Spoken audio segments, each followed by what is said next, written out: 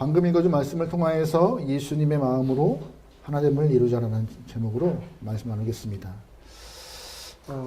우리 옆 사람과 인사하고 말씀을 볼까요? 같이 이렇게 인사하죠. 당신은 그리스도인입니다. 질문 드려보겠습니다. 그리스도인이 뭐예요? 그리스도인. 쉽게 말해서 그리스도의 사람이라는 얘기예요. 예수님을 믿는 사람.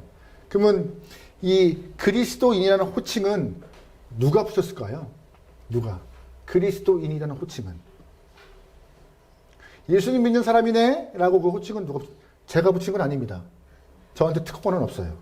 이 그리스도인이라 하면 초대교회 때 예수님의 제자들이 붙인 것이 아니에요. 사도들이 우리가 그리스도인이야 라고 한 거 아니에요.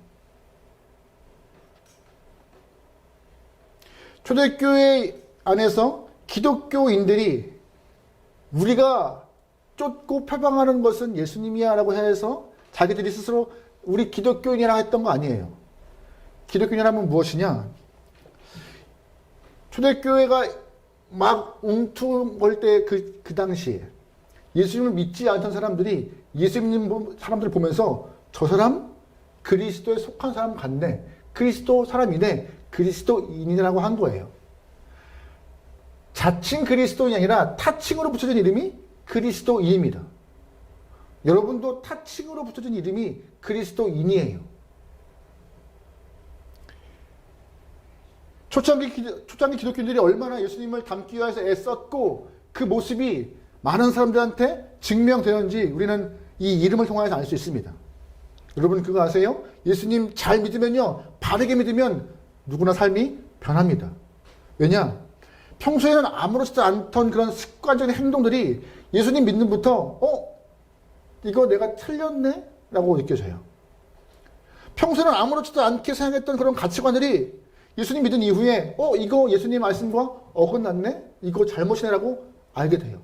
그 다음부터 내 습관적인 행동, 잘못된 가치관을 내려놓고 예수님의 그 말씀과 뜻에 부합된 행동과 가치관을 가지려고 하는 것이 그리스도인의 모습인 거예요. 그러다 보니 자연스럽게 바뀌고 변하고 당연히 변하여서 다른 사람 보기에도 그리스도인이라 인정받을 수 있는 삶이 된 것이죠. 이걸 조금 더 보면 그리스도인을 신앙적인 표현으로 바꿔볼까요? 그리스도인은 그리스도에 속한 사람인데 신앙적으로 조금 바꾼다면 신앙적으로. 그리스도인은 무엇이냐? 이 땅에 있는 것들을 갖고 있는 것이 아니라 예수의 마음을 품은 사람이 그리스도인이에요. 누구의 마음이요? 예수의 마음. 내가 하고 싶은, 내가 보고 싶은, 갖고 싶은 것을 기준으로 살아가는 사람들이 아니라 누구의 마음? 예수의 마음. 예수님이 원하시는 것, 바라시는 것, 꿈꾸시는 것들을 위하여서 살아가는 사람이 그리스도인이라고요. 질문 드려보죠. 여러분은 그리스도인이십니까? 자칭 그리스도인이세요? 타칭 그리스도인이세요?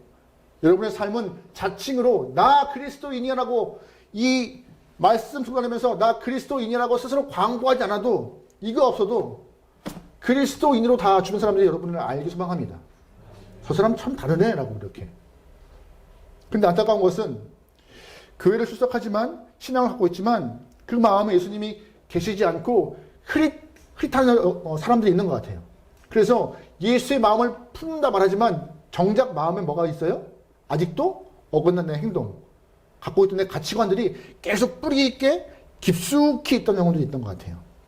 오늘 본문의 빌립보 교회도 그랬던 것 같아요. 빌립보 교회. 빌립보 교회가 어떤 교회예요? 바울이 전도 여행을 통하여서 세운 교회가 빌립보 교회예요. 이방 여인 루디아집에서 시작한 그 작은 교회. 간수의 가족과 함께 귀신 들려 점쳤던 그 하인 여종과 함께 이렇게 모여서 시작한 교회가 빌립보 교회예요. 큰 교회 아니에요. 진짜 소위 말하는 가정교회예요. 근데 이 빌립보 교회가 잘 성장하여서 바울이 전도할 때 물질적으로 돕고 기도하여 돕고 좋은 조력자가 되었던 교회입니다.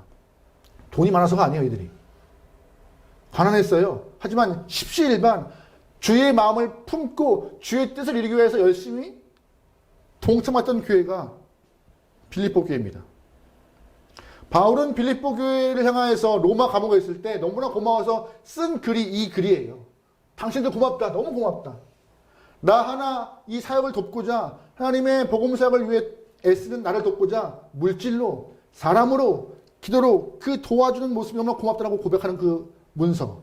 그런데 과정 가운데 바울이 이 안타까운 말을 쓰고 있어요.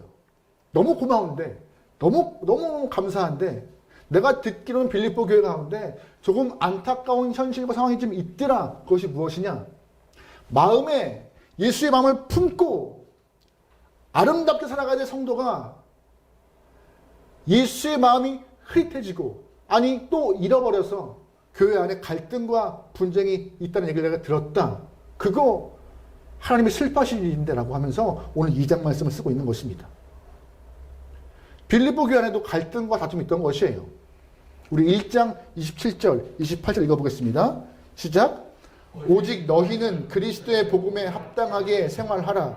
이는 내가 너희에게 가보나 떠나 있으나 너희가 한 마음으로 서서 한 뜻으로 복음의 신앙을 위하여 협력하는 것과 무슨 일든지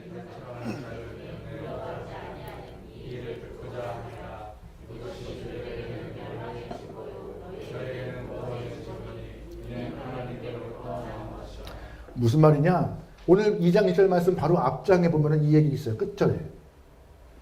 내가 듣기로는 빌립보 교회 가운데 지금 바울의 사역, 나의 사역을 거부하고 등한시하고 대적하는 사람들이 있다. 또한 한 마음과 한 뜻이 되어야 될 교회 가운데 마음이 갈라지고 서로가 갈등과 다툼으로 이 교회가 좀 분쟁이 있다는 걸 내가 들었다라고 바울은 1장에서 말하고 있어요. 마지막에. 그뿐인가요? 이 비슷한 표현이 4장 말씀에 또 드러납니다. 4장 2절 말씀인데요. 내가 유오디아를 권하고 순두개를 권하노니 주 안에서 같은 마음을 뭐하라? 품으라. 무슨 마음이요? 같은 마음. 우리가 유오디아나 순두개가 누군지 잘 몰라요. 하지만 중요한 것은 이 두 여인이 빌립보 교회 안에서 굉장한 힘을 냈던 것 같아요. 열심으로. 그런데 그 열심의 힘이 좋은 방향으로 한 마음이면 좋겠는데 마음이 갈라져가지고 서로 분당이 되었던 상황이 발생하기 때문에 바울은 직접 이 여인들의 이름을 거론하면서 순두개요. 유오디아요. 당신의 마음을 합하여서 주의 교회 가운데 하나가 되어 하나님의 일을 이루어가면 좋겠다라고 권고하는 말씀이 4장 가운데 또 나와요. 안타깝죠. 빌립보 교회를 바울이 정말 이쁘게 세운 교회였는데 예나 지금이나 교회에는 갈등과 다툼이 다 있는 것 같습니다. 뭐 당연하죠. 교회 안에 워낙 다양한 사람들 많잖아요. 정말 안 많잖아요.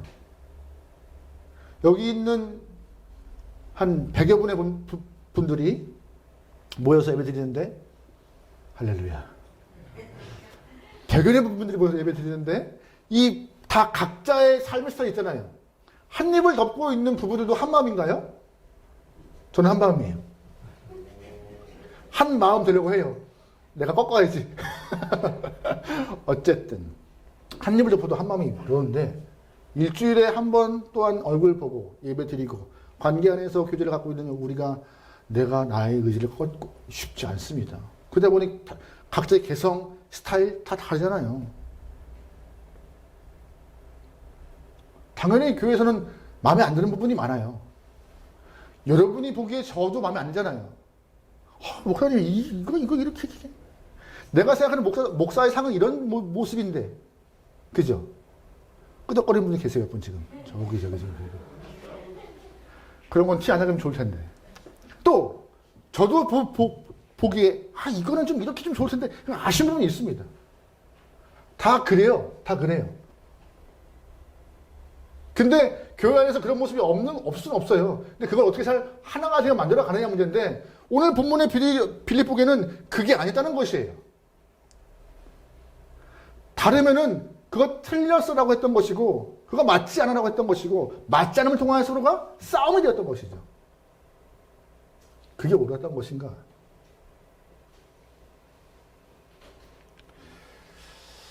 두 사람이 버스 안에서 심하게 다투고 있습니다. 좁은 공간 안에서 다른 신경들 신경 안 쓰고 막 소리치면서 싸우고 있던 것이에요. 그 안에 있던 다른 승객들이 얼마나 불편했을까요? 싸움을 보고 있는데. 근데 보다 못한 한 중년의 신사가 너무 시끄러워서 그 다음 역에 내리시면서 큰 소리로 외친 말이 있습니다. 싸우고 있는 두 사람을 향하여서 여기가 교회인 줄 알아? 그만 싸워. 그분이 생각하는 교회의 모습은 싸우는 곳이었던 것 같아요. 교회인 줄 알아? 그만 싸워. 여러분이 바라보는 교회는 어떤 곳입니까? 어떤 교회야 할까요? 여러분이 함께하는 교회를 떠올릴 때 어떠한 모습의 교회가 되길 소망하십니까? 안타까운 것은요, 이 갈라짐과 나눠짐이 지금도 발생한다는 것이에요. 사도 바울이 빌립보 교회를 향한 이 말씀이, 이 안타까움이 지금 현재에 있는 한국 교회 안에 수많이 발생합니다.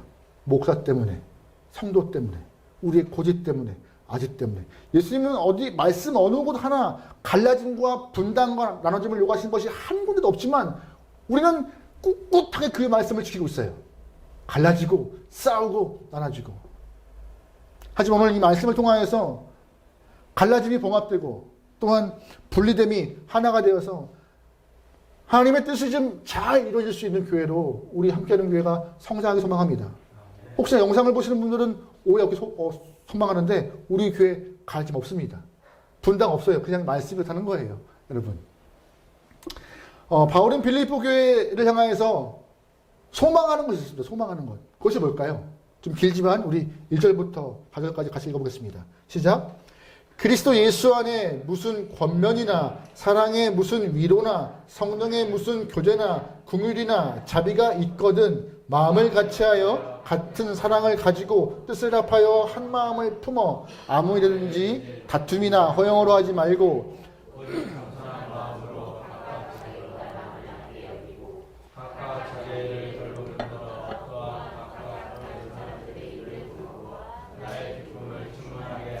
아멘. 이게 1절부터 4절까지 긴 구절이지만 한 문장이에요. 한 문장. 한 문장. 그러면 바울이 한 문장 가운데 강조하고 싶고 빌립보 교회에게 소원하는 것이 뭐예요?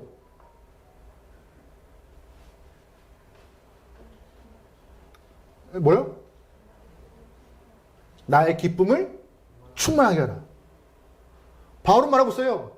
빌립보 교회요, 나의 기쁨을 좀 충만케, 내 기쁨을 더하게, 내 기쁨을 더 증가시켜다오라고 말하고 있는 것입니다.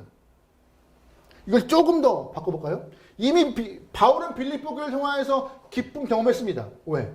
감옥에 있을 때 와서 도왔고, 선도할 때 헌금을 줬고, 이미 경험했어요. 근데 더 요구하는 거예요. 더 기쁨을 원한다. 어떤 기쁨이요? 갈라짐이 봉합되고, 나눠짐이 하나 되어서 하나님 교회가 건강한 모습으로 서 있기를 나는 원한다. 나는 그 모습을 보고 더 기쁨이 커지기 원한다고 말하고 있는 것입니다. 우리 1절 말씀 보면은 이걸 조금 더 문법적으로 좀 볼게요. 1절 말씀에 조건부가 붙어요. 뭐뭐가 있거든 이라고 하면서. 그죠? 뭐뭐가 있거든.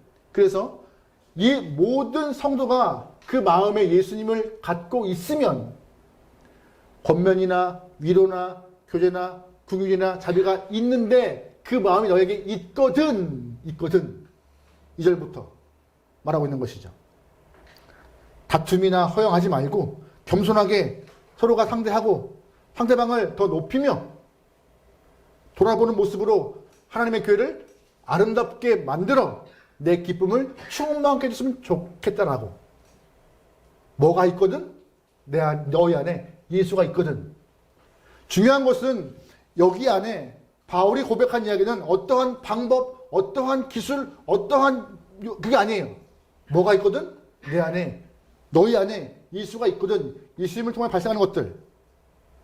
권면이나 위로나 교제나 구휼이나 자비가 발생하는데 예수가 있으면 싸우지 않고 봉합될 수 있대요. 예수가 있으면 하나 될 수 있대요. 이게 바울의 이야기예요. 근데 예수가 없으니 뭐가 없어요? 권면도 없고 위로 없고 교제 없고 구휼 없고 답이 없으니 다 내가 옳다 하러 막 싸우고 있는 모습이 안타까워서 너희 안에 다른 거 같지 마. 예수만 있으면 이거 다 같잖아. 예수만 너희 안에 잃어버리지 않으면은 그리스도가 뭐라 했어요? 그리스도인이 예수의 마음을 품은 자.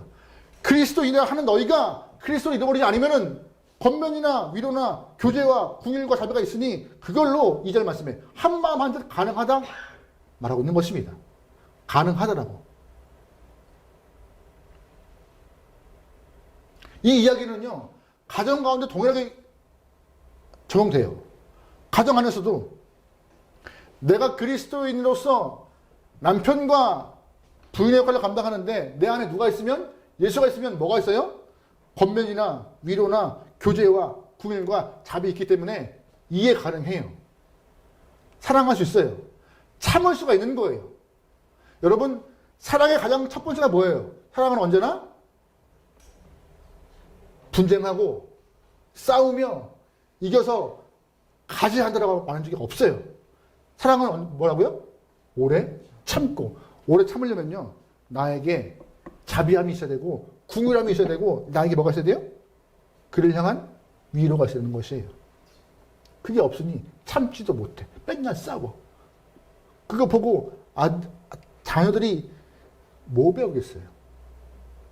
바울은 말합니다.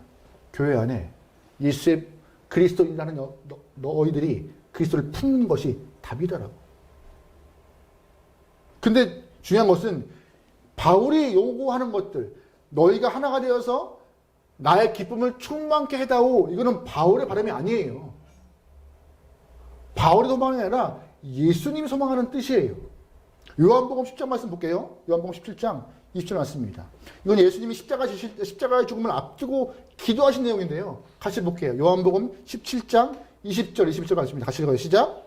내가 비옵는 것은 이 사람들만 위함이 아니요 또 그들로 말미암아 나를 믿는 사람들도 위함이니 아버지여, 아버지께서 내 안에 내가 아버지 안에 있는 것 같이 그들도 다 하나가 되어 우리 안에 있게 하사.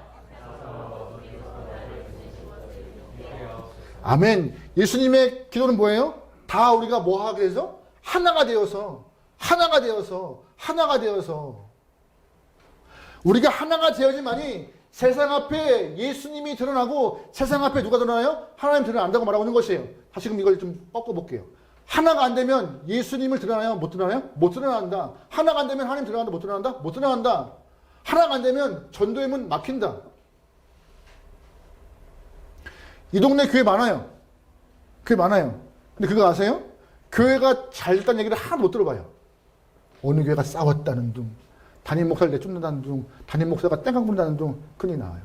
근데 그게 우리만 들을까요? 다른 게 다른 밑자리로 다 알아요. 그럼 교회가 본이 돼요? 본 안 돼요. 그럼 전도가 돼요? 전도 안 돼요.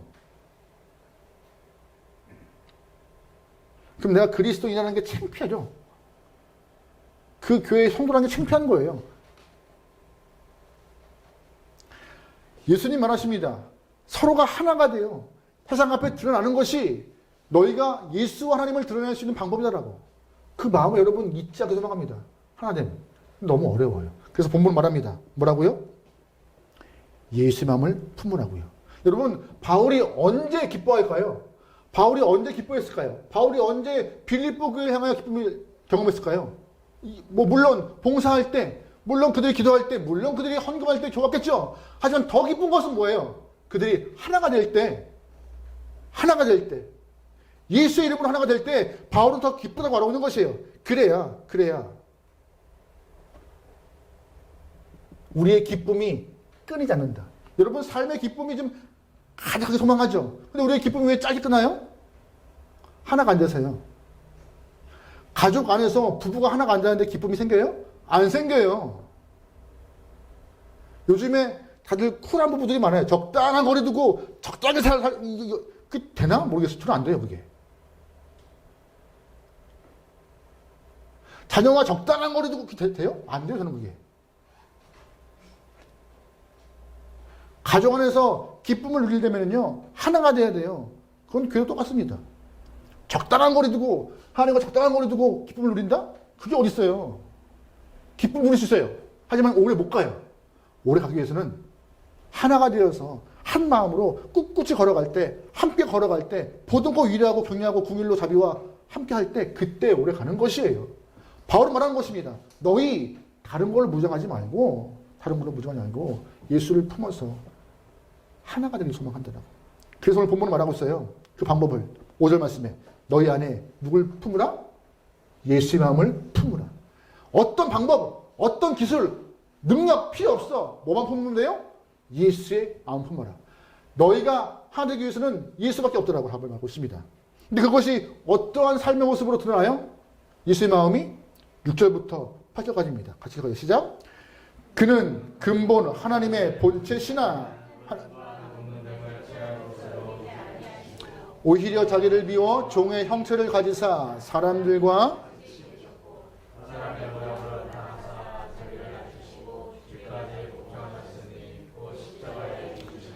아멘. 예수의 마음이 뭐예요? 첫 번째, 그건 바로 겸손입니다. 뭐라고요? 겸손이요. 우리가 예수의 마음을 품어야 되는데 예수의 마음을 품기 위해서 첫 번째가 무엇이냐? 겸손이요. 6절 말씀에 바울은 설명합니다. 예수님이 누군지 알아? 예수님은 하나님과 동등된 분이시지만 동등하지 않으려고 모든 것을 포기하신 분이야. 그 포기가 겸손이라고 말하고 있는 것이에요. 바울은. 근데 우리가 공동체 안에서 이 포기가 안 되는 거예요. 교회 안에서 포기가 안 되는 것이에요. 가정 안에서 포기가 안 되는 것이에요. 그러다 보니 분쟁과 싸움과 거의 커짐이 발생하는 것이죠. 6절 말씀에 하나님의 본체라고 했어요. 하나님의 본체. 본체가 무엇이냐? 헬라어로 모르페라는 단어인데 이 단어는 동일한 본질, 같은 속성이라는 뜻이에요. 예수와 하나님이 같은 본질, 같은 속성이란 말이에요. 그러면 우리가 하나님을 향해서 영광 돌리고 예배 드리는 것과 같이 예수도 똑같이 뭐 하는 거예요? 예배를 받고 영광을 돌리고 찬양을 받을 뿐입니다. 근데 그 모든 것을 다 뭐 했다고요? 포기했다는 거예요. 하나님처럼 예배 받고 찬양 받고 경배를 받고 높임 받으실 그분이 다 포기하고 내려왔다라는 것이에요. 그것만큼 겸손한 모습이 어디 있겠니? 바울은.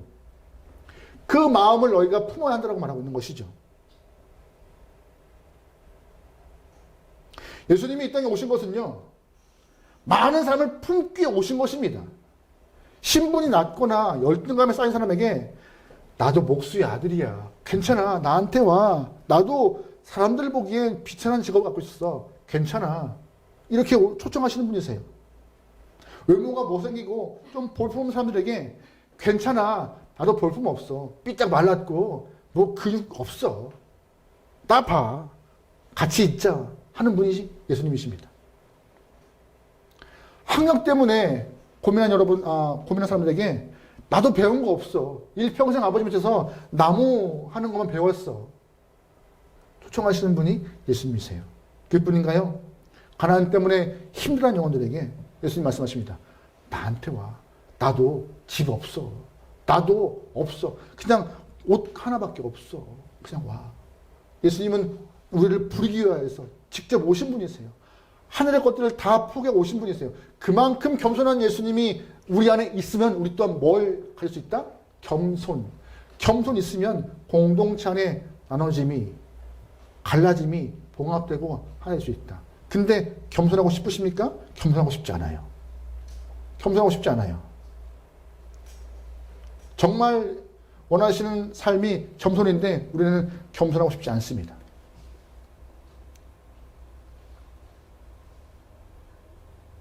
어거스틴은 말해요. 천사를 마귀로 바꾸는 것은 교만이고 사람을 천사로 바꾸는 것은 겸손이다. 읽어드릴게요. 천사를 마귀로 바꾸는 것은 교만이고 사람을 천사로 바꾸는 것은 겸손이다. 상대방을 높여주고 자신을 낮추는 그 일 쉽지 않지만 그 일이 예수의 마음이고 그 모습이 있어야지만이 교회 안에 하나가 될 수 있음을, 공동체 안에 하나가 될 수 있음을 말하고 있는 것입니다. 두 번째, 오늘 본문에서 말해요. 예수의 마음을 품는데 그 예수의 마음이 무엇이냐? 바로 순종이래요. 순종. 뭐라고요? 순종. 겸손이 삶으로 드러날 수 있는 것은 뭐라고요? 순종밖에 없다고요. 입으로만 겸손해야지가 아니라 겸손의 모습은 순종으로 나는 것입니다. 보시면 오늘 8절 말씀 읽어볼게요. 본문 8절입니다. 같이 읽어요. 8절 시작. 사람의 모양으로 나타나사 자기를 낮추시고 끝까지 복종하셨으니 곧 십자가에 죽으심이라. 뭐라고요? 십자가에서 죽으셨대요. 십자가에 죽으심은 예수의 뜻인가요? 아니에요. 하나님의 계획과 뜻이에요. 거기에 본인이 순종한 거예요. 하나님, 내가 낮추어서 저 인간들의 피조물 땅까지 내가 내려갈 수 있어요. 하나님, 내가 거기까지 오케이. 근데 하나님이 인간을 구하기 위해서 어떻게 하신 거예요? 아들을 십자가에 못 박을 일까지 기억하신 거예요. 그런데 거기는 너무 아프고 고통스럽고 수치스럽고 싫은데 그 싫은 일을 뭐함으로? 순종함으로 완성하신 분이 예수님이십니다. 그래서 겸손의 완성은 뭐가 되는 거예요? 순종으로. 바울은 말해요. 너희가 겸손만 가지면 안 돼. 입으로만 겸손할 수 있으니 뭐가 필요하다? 순종이 필요하다. 예수가 십자가를 졌던 것 같이 이 땅에 오는 것을 끝나지 않고 십자가의 짐으로 주의 뜻을 완성했던 것 같이 우리 또한 그런 순종의 모습이 필요하다라고 말하고 있는 것이에요. 하늘의 보좌를 버리고 이 땅에 오신 것은 다시 말하면 순종의 준비이고 십자가 지심은 순종의 완성인 것입니다. 근데 우리에게는 순종과 복종은 참 어려운 말인 것 같아요. 어려운 말이에요. 듣기 껄끄러운 말입니다. 여러분, 신앙생활이 뭐예요? 신앙생활이 기도하여서 주의 뜻을 묻고 말씀을 통하여서 그 뜻을 알고 삶에서 그 뜻을 이뤄가는 게 신앙생활입니다. 누구의 뜻을 물어요? 근데 기도하면서 우리는 내 뜻을 구하고 내 뜻을 선포하고 간구하여 내 것을 갖기 원하는 것이 우리의 신앙생활이에요. 주님이 없어요. 그러다 보니 순종이 안 돼요. 주님 뜻을 구하고 알아서 살아가는 것이 신앙생활인데 뜻을 안 구해. 내 것만 간구해. 근데 어떻게 순종이 되겠어요? 그러다 보니 기도도 예배도 별로 간절함이 없고 찬양도 별로 그렇고 말씀이 내 안에 부딪혀도 그냥 그런가 보다. 갈급함도 없고 목적은 나기 때문에 내 뜻을 위하여 하나님을 이용해버려야 되기 때문에 그거 원치 않은 것입니다. 본문 보세요. 예수님은 어느 모습까지 순종하셨어요? 죽기까지. 뭐하기까지? 죽기까지. 여러분 질문 드려보죠. 여러분 죽기까지 순종 가능하십니까? 아니 그럼 우리가 좀 무서우니까는 좀 순화해서 여러분 손해보실 것 감내하면서 순종하시겠습니까? 아니면 욕먹을 것 감내하시면서 순종하시겠습니까? 이것도 어려워요. 왜? 순종하면요 우리가 이 땅에서 말씀 가지고 살면요 호구돼야 돼. 호구. 바보 돼야 돼. 그게 가능하세요? 주님 말씀하세요. 그래야 된다고. 어디 안에서? 교회 안에서. 교회 안에서 바보같이 호구가 안 되면은 나가선 더 안 되는 거예요. 나가선. 여러분 승부욕 강하신 분들 계시죠? 무엇을 위한 승부욕이죠? 무엇을 위한 이김이죠? 여러분 오히려 그냥 바보같이 사세요. 바보같이. 목사님 손해보잖아요. 손해보죠. 왜 안 봐요? 하고 싶은 말 많습니다. 저도. 지금 여기 안에서. 영상이 담겨서 그렇지. 많아요.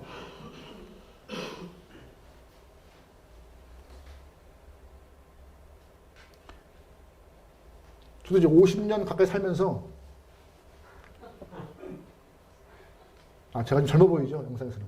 한 20대 후반같이 보이겠지만 50년 가까이 살아갔어요. 참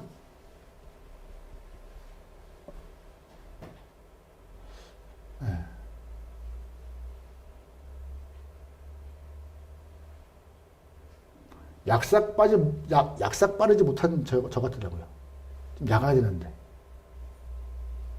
할 말 다 하고, 내 거 다 챙기고, 툭툭만 그게 안 돼요. 근데 저는 그렇게 살아가는 이유가 딱 하나예요. 오늘 말씀에 그렇게 나와 있어요. 바보같이, 호구같이 살아가야 된다는 그 이유. 우리 9절부터 10절 말씀 읽어볼게요. 시작. 이러므로 하나님이 그를 지극히 높여 모든 이름 위에 뛰어난 이름을 주사 하늘에 있는 자들과 땅에 있는 자들과 땅 아래에 있는 자들의 모든 무릎을 예수의 이름에 꿇게 하시고 모든 입으로 예수 그리스도를 주라 시인하여 하나님 아버지께 영광을 돌리게 하셨느니라. 할렐루야. 아멘. 무엇이에요? 세상 보기에 예수는 패배자 같고, 세상 보기에 예수는 루저 같고, 세상 보기에 예수는 모질이 같지만 능이 있고 힘이 있다고 하는 그 예수가 다 죽은 만큼 순종하여서 에이 별거 아니라고 평가하셨지만, 세상의 평가가 아니라 하나님 어떻게 하셨어요? 그의 죽음을 귀히 여기사 모든 무릎이 예수 앞에 꿇게 허락하시고 모든 이름이 예수의 앞에 납작 엎드리게 하고 예수를 주로 신하게 하셨습니다. 누가? 하나님이. 왜? 바보같이 살았던 예수 때문에. 예수님이 조금 더 약삭 빠르고 조금 더 스마트했으면요 십자가 안 졌어요. 아, 이렇게 말하면 안 되나? 근데 바보같이 그 길을 뚜벅뚜벅 걸어가는 거예요. 예수님도 싫어했어요. 무서워했고 안 가면 돼요. 근데 기도하면서 하나님 또 묻고 그 뜻을 알아서 삶을 옮긴 거잖아요. 가보니 무시당하고 패배자가 돼버리고 목숨까지 잃어버렸던 그 모습. 하지만 그 마음 하나님이 다 보상해 주십니다. 저는 이 말씀 우리 삶에 똑같습니다. 우리도 순종하여서 말씀으로 순종하면 진짜 호구되고 바보 되지만 그 이면에 역전시키실 분은 이 땅이 아니라 하나님 때문에 호구 살아도 돼요. 약삭빠르게 안 해도 돼요. 여러분, 하나님의 역사하심은 겸손하고 순종하는 자를 통하여서 이루어지는 것입니다. 하나님의 말씀은요, 순종하는 자를 통하여서 회복되고 만들어지는 것이에요. 여러분이 그 중심에 있게 소망합니다. 교회의 하나님은, 공동체의 하나님은 바로 예수만을 품은 자. 그래서 겸손과 순종으로 주의 말씀에 다가선 자가 하나님의 주목될 것입니다.